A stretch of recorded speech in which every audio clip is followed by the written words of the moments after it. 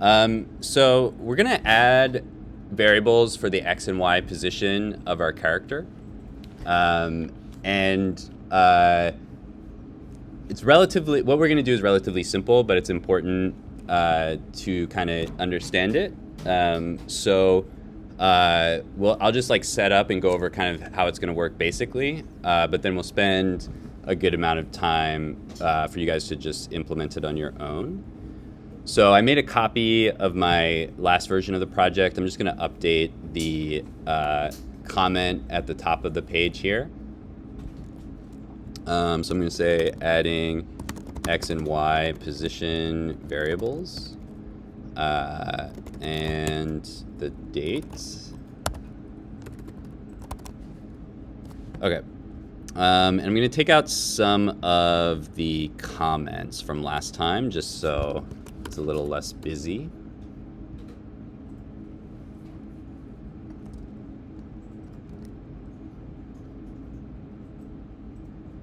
Okay. Okay, so with our sketch right now, we have our little character. And what we want to be able to do is move that character around on the canvas to sort of start to create the functionality of a game. But the character can't move because when we designed the character, we used just numbers. And this is called hard-coded numbers. So anything that's just a number like this can't change. So even though we're drawing the character over and over again, because the parameters that determine the position and the shape of the character are just hard-coded numbers, those values can't change over time, and so the character can't move. So what we need to do is replace those numbers with variables that represent the position of the character. So that's the goal of this assignment. I'll put this up here. Replace hard-coded numbers with position variables. So I'm going to start by kind of going over the process for this, and then we'll add in our variables. And I'm going to do everything in the draw function for now. We're going to make this a little bit better in the second part of class, but for now we're just going to stick everything directly in here. So what we want to do, basically the way we want to design our character, I'll just do a quick drawing. So our character has sort of like an origin position right here, and we're going to describe this just like in Scratch, how each sprite has an x and y position that determines where it gets drawn. So if I change the x value of my sprite or the y value of the sprite, that changes the position where it draws on the canvas. And so it's important to be able to know where we want to draw it, but we also need to know that so we can know if it's interacting with other things in the game. So in P5, we have to do that on our own. So we need to create an x and y variable to describe this origin position. And then what we want is if we move that x and y variable, if we move it up here, we want the whole drawing to move with it. And so in order to do that, each component of the drawing, so each shape that we draw, the triangles and circles and everything else, has to be relative to the x and y. So for example, if the center of the character is right here, and the eyes are like up here, and the ears are over here, what we need to figure out is what is this relationship, so that when we move, everything stays the same. And so I'm going to do a few examples, and I'll start to implement it, and hopefully you'll see how it works. So the first thing we want to do is figure out what that XY position is. We can always change it, but based on the drawing that we have now, what I'm going to use is the center of the face. And so I use this 200 and 200. So that's what I'm going to sort of say is the center position of my character. And that's what I'll start with for my variables. So before I start drawing anything up here, I want to declare variables. When I declare a variable in JavaScript, I use the let keyword, L-E-T, and then I give the variable a name. So for my first value, I'm going to say let x equal 200. And for my second, I'm going to say let y also equal 200. So what this does is on the computer, basically, on the computer we have memory. So let's imagine our memory is like this big chip with lots of little boxes in it. And each box can save a certain amount of information.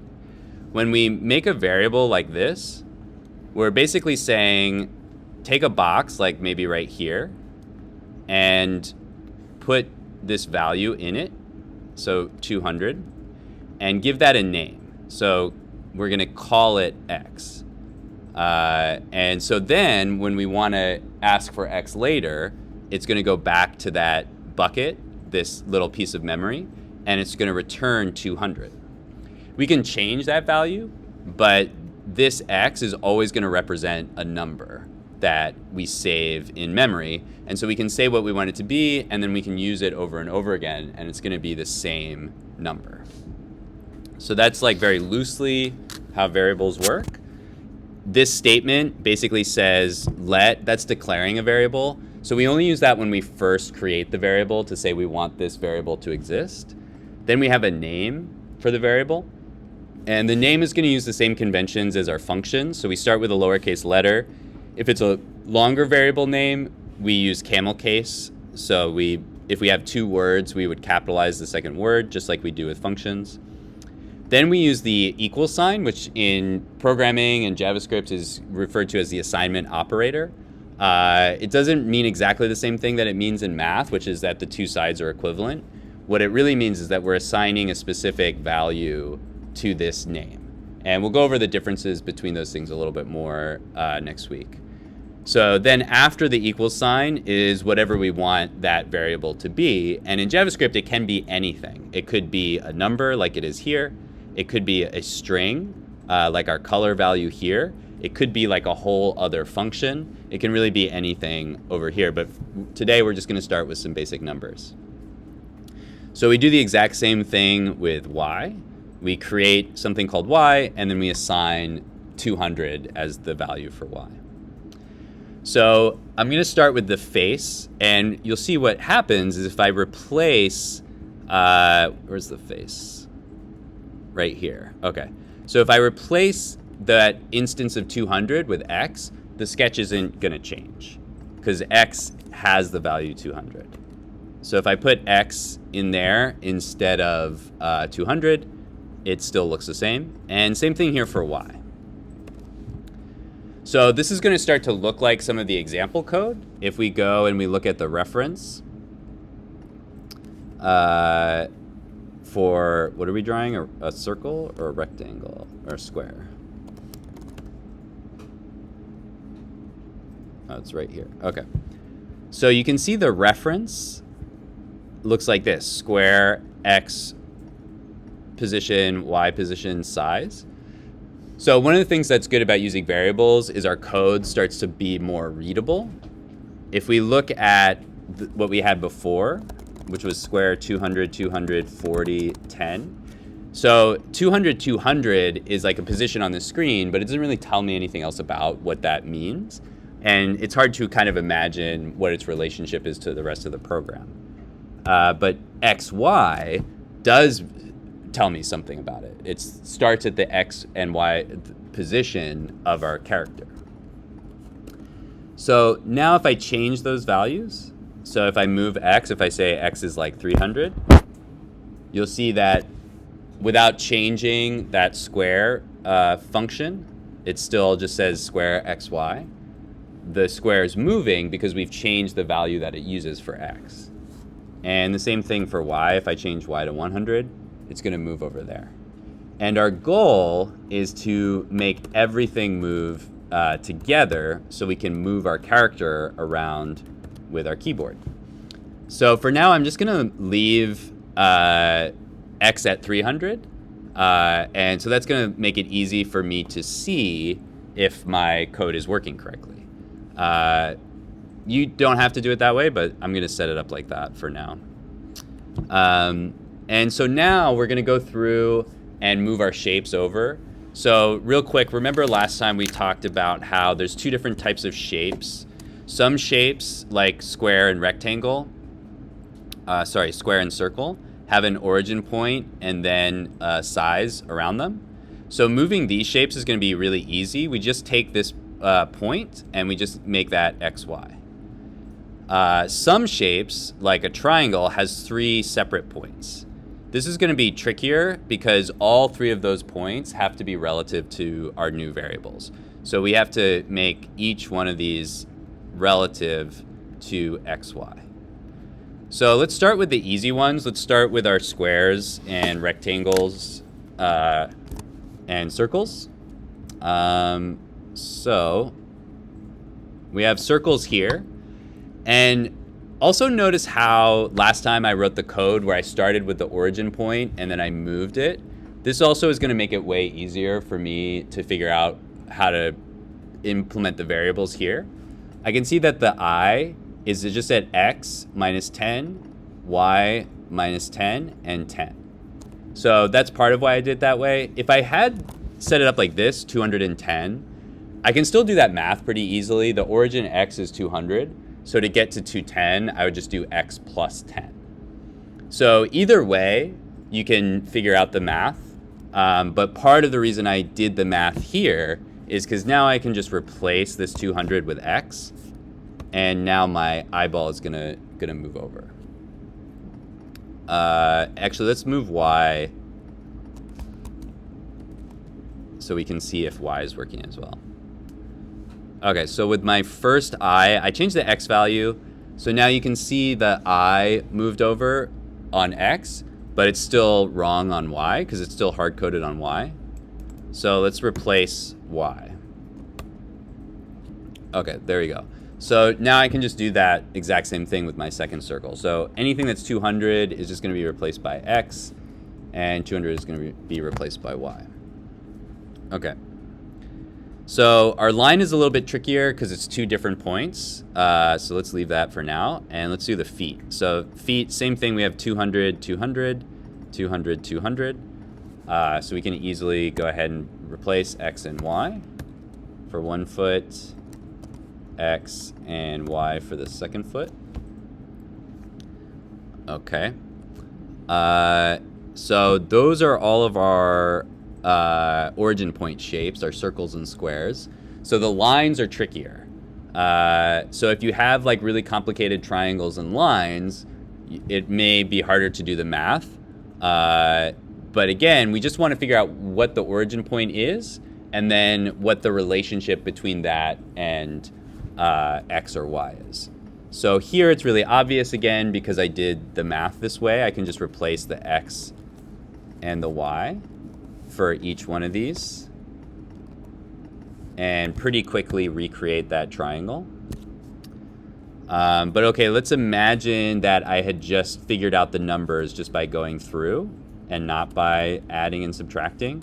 And I had something that looked like this. Uh-oh, I screwed this up somehow. Oh, this is minus 30. So I would have 220 and 220, but then this would be 200 minus 30 is 170. So what we need to do is figure out the relationship between the origin point and the points of the ear. So if we look at our drawing, you can see that the one point of the ear is directly on the origin point. That's xy. It's 200, 200. So then this guy up here is 220 and 170. So 220 is 200 plus 20. So we can basically just do that math. That's the x. For the y, we have 170. So 200 minus 170 gives us 30. So that gives us 200 minus 30. So we just have to kind of reverse engineer the math to figure out where it goes. You can also just, put x plus something and then work backwards. So this is going to be x plus 20. It's going to be y minus 30. It's also x plus 20. And this is just y. And this is just x, and this is just y. Okay, so we're almost done. We just have the mouth left to do. And with our lines, we have a bunch of points here, but we have the x's and y's as 200 and 200. So we just do x minus 5, y plus 10, x plus 5, y plus 5, and then x plus 5, y plus 10, x minus 5, y plus 5. Okay, so now we can move our character. And we're going to implement key presses in the second part of class, but just to show, I can move the character around now. And if I want to really move the character, instead of just these hard-coded values, I could assign x and y to mouse x and mouse y. So what that would look like is mouse x and mouse y. Mouse x and mouse y are variables that P5 gives us that track the position of the mouse. So if I set x to mouse x and y to mouse y, you can see my character is going to move with the mouse because the x and y values are changing as x and y change. So this is ultimately what we want is be able to move our character but keep all the same relationships between the different components of the character around on the screen. And that's why we want the character to be pretty simple. The more complex the character is, the more challenge it's going to be to move the character around. We are eventually going to replace this with animated art. But for now, this is an exercise just to learn more about variables and how variables work. So one last thing before we do workshop time. Now I forget what I was going to cover. Oh, yeah.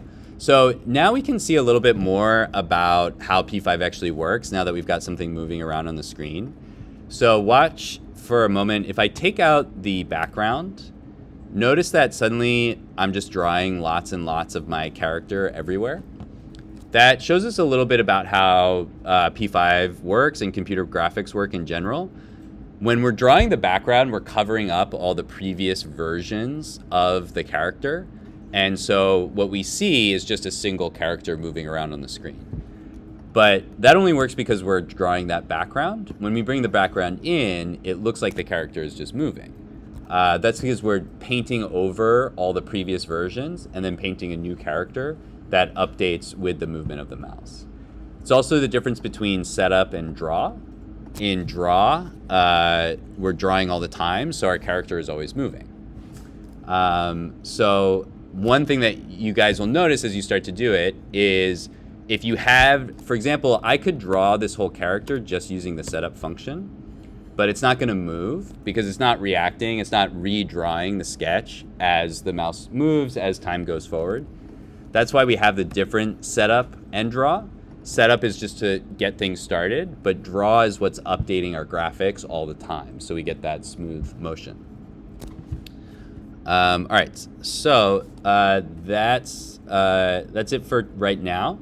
So the goal for the first part of class is to take this design for your character that you created last week and implement variables so that it can move around the screen and keep the same basic size and shape and design. If you need to modify your character or simplify it a little bit to make it work, that's fine. But we need to have this working for what we're going to do in the second part of class.